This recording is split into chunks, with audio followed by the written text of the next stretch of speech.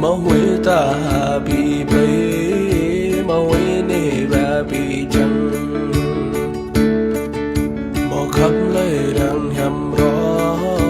mà toa lấy đang sang bước rong mà đây lấy dòng nuôi thì với bắt mắt là có bố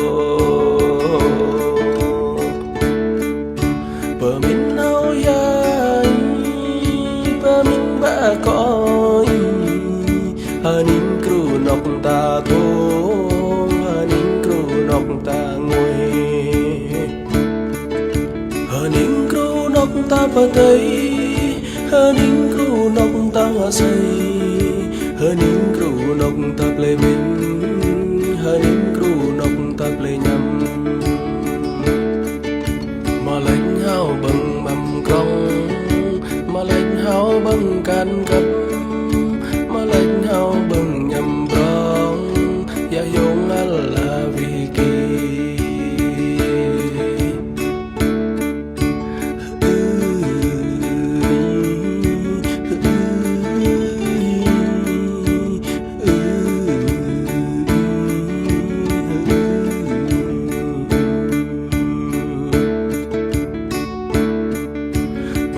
thân đau đây cánh ba thân tạt đây nương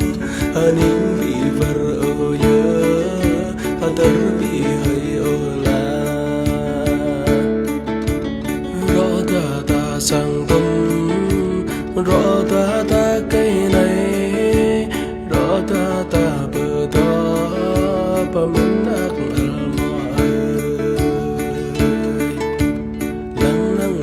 ta đã hẹn trên nắng mò ta đã hỏi dấu su mò ta có lung